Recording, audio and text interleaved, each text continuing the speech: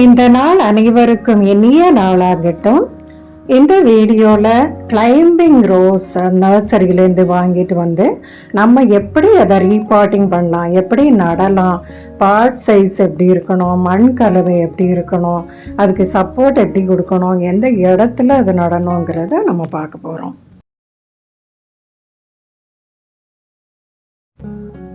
Rose செடிகள்லையே Hardy பிளான்ட்டாக இருக்கிறது இந்த climbing rose தாங்க.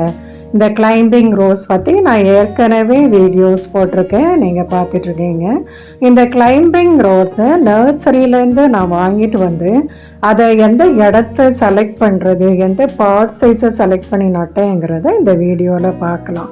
நான் ரெட் கலர் கிளைம்பிங் ரோஸ் நர்சரியிலேருந்து வாங்கிட்டு வந்தேன். எங்கள் பக்கத்து நர்சரியிலே கிடைக்குது. ரெட் கலரில் கொஞ்சம் தின்னாக தான் அந்த ஸ்டெம் இருக்கும் எப்போவுமே கிளைம்பிங் ரோஸ். அதை நான் வாங்கிட்டு வந்தேன். சின்ன சின்ன பூவாக இப்படி தான் எப்போவுமே கிளைம்பிங் ரோஸ் இருக்கும் அந்த பூக்கள். இதை எப்படி எந்த பாட்டில் எப்படி நட்டேங்கிறத நம்ம பார்க்கலாம்.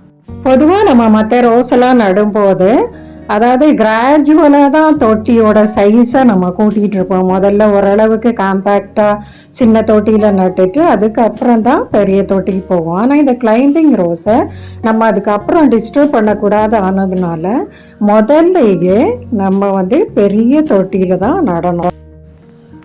நான் இந்த செடியை ஒரு லோவாக இருக்கிற சன்ஷேடு, அதாவது மாடியில் லோவாக இருக்கிற சன்ஷேட் மேலே இதை படர விடலாம் அப்படின்னு நான் நினைக்கிறேன்.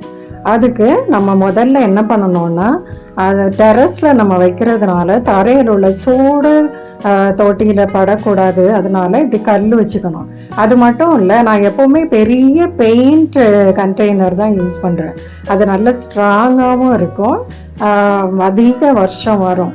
அதனால் அது வந்து ஃப்ளாட்டாக இருக்கும், அடியில் அப்படியே ஒட்டிக்கிட்டு இருக்கும். அதனால் நம்ம கல் மேலே தான் தூக்கி வைக்கணும். மற்ற தொட்டிகள் கொஞ்சம் உள்வாங்கி இருக்கும், இது அப்படி இல்லை, ஃப்ளாட்டாக இருக்கிறதுனால.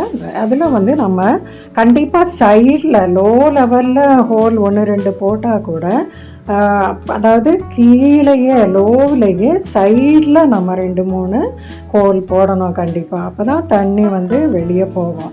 இனி அந்த ஹோல் மேலே இந்த மாதிரி ஓடு வைக்கணும். நம்ம தொட்டிகள் உடஞ்சி போச்சேன்னு கவலைப்படாமல் அந்த ஓடெல்லாம் சேர்த்து வச்சு மண் தொட்டி உடைக்கிற அந்த ஓடை நம்ம அந்த ஓட்டைகளில் அந்த ஹோல்ஸ் மேலே நம்ம போடணும்.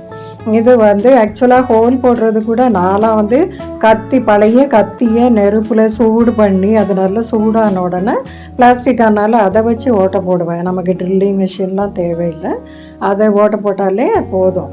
அது மேலே ஸ்டோன் போட்டு இந்த மாதிரி இந்த கல் மேலே தூக்கி வச்சோன்னு சொன்னால் சூடு அதிகம் பாதிக்காது. இனி மண் கலவையை பொறுத்த வரைக்கும் நம்ம தோட்டத்து மண், உதிரியான தோட்டத்து மண் ஒரு பாதி அளவு எடுத்துக்கிட்டோன்னு சொன்னால், அதாவது செம்மண்ணே வேண்டாம், வெறும் தோட்டத்து மண் எடுத்துட்டு அது ஒரு 50%ன்னு சொன்னால் ஒரு 20% வந்து கொக்கோ பீட் போடணும். கொக்கோ பீட் 20% போட்டுக்கணும். இன்னொரு 20% நம்ம அதாவது வெர்மி காம்போஸ்ட் அல்லது ஏதாவது ஆர்கானிக் உரம் எடுத்துக்கணும். அதாவது தோட்டத்து மண், கொக்கோ பீட், ஆர்கானிக் உரம் இவ்வளவும் நம்ம எடுத்து அதுக்கு கூட இன்னும் என்னென்ன சேர்க்கணும் அப்படின்னு சொல்கிறதையும் பார்க்கலாம். இது கூட ஒரு 2 டேபிள் ஸ்பூன் அளவுக்கு ஸ்டீம்டு போன் மீல் போடணும். போன் மீல் அதில் இருக்கிற கால்சியம் எல்லாமே வளர்ச்சிக்கு ரொம்ப உதவானால 2 டேபிள் ஸ்பூன் போன் மீல் போடணும். இது கூட ஒரு கையளவு வேப்பம் புண்ணாக்கு போடணும். அதாவது வேப்பம் விதையிலிருந்து எடுக்கப்பட்ட வேப்பம் புண்ணாக்கு நமக்கு நர்சரியிலலாம் கிடைக்குது, எல்லா பொருளுமே கிடைக்குது. இது 1 கிலோ 40 ரூபா தான் நர்சரியில் இருக்கிறது. அது வாங்கி ஒரு கையளவு போடணும். இப்போ இந்த கலவையை நல்லா மிக்ஸ் பண்ணிவிட்டு நல்லா நம்ம கலந்து விட்டு நம்ம இப்போ தொட்டியில் பாதி அளவு இந்த மண் கலவையை நிரப்பணும். பாதி அளவு நிரப்பினாதான் அதை நம்ம வாங்கி வச்சுக்கிற செடியை அதுக்கு மேலே வைக்கிறதுக்கும் வேறு கீழே நல்லபடியாக ஸ்ப்ரெட் ஆகிறதுக்கும் வசதியாக இருக்கும். அதனால் முதல்ல பாதி அளவு இந்த மண் கலவையை நிரப்பிடணும். இந்த செடியை நர்சரியிலேயே அதுக்கு ஏதாவது ஸ்டெம் எல்லாம் தின்னாக இருக்கிறதுனால அதுக்கு சப்போர்ட் கொடுத்துருக்காங்க, பேம்பு குச்சியை. அதில் நட்டு வச்சு அதில் கட்டி வச்சுருக்காங்க. அதனால தான் கொஞ்சமாவது ஸ்ட்ரைட்டாக இருக்குது. அதனால் நம்ம என்ன பண்ணணும், இப்போ முதல்லையே ஒரு பேம்பு குச்சியை சப்போர்ட்டு கொடுக்கணும். இப்போ அந்த நர்சரியிலேருந்து கொடுத்து செடியோடு இருக்கிற சப்போர்ட்டை நம்ம எடுத்துட போகிறோம். நம்ம இதில் சப்போர்ட் கொடுத்துடணும். நடுறதுக்கு முன்னாடியே ஒரு ஓரமாக நட்டு வச்சிடணும். இல்லை நட்ட பிறகு நம்ம ஒரு வேலை ஊற்றும்போது வேரில் அஃபெக்ட் ஆகும் இல்லையா, அதனால் முதலே நட்டு வச்சிடணும். இப்போ செடி எப்படி இருக்குது, வேர்லாம் எப்படி இருக்குன்னு பார்க்கலாம். பாருங்கள், வேரெல்லாம் நல்லா வளர்ந்து இது ரீபாட் பண்ணுற ஸ்டேஜ் வந்துடுச்சு. இதுக்கு மேலே விட்டோம்னா அப்படியே வெளியே வேர் வந்துடும், அந்த மாதிரி இருக்குது. இப்போது நம்ம அதிலிருந்து அந்த ஓரளவுக்கு இந்த செம்மண் எல்லாம் ரிமூவ் பண்ணி எடுத்துடணும். வேறு பாதிக்காதபடி வேரை டிஸ்டர்ப் பண்ணாமல் அந்த செம்மண்ணில் எவ்வளவு நம்ம வேரை பாதிக்காமல் எடுக்க முடியுமோ அவ்வளோ எடுத்துடணும். செம்மண் வெறும் செம்மண் தான் அதில் வச்சுருப்பாங்க, வேறு எதுவும் கலந்துருக்க மாட்டாங்க பேக்கிங்காக.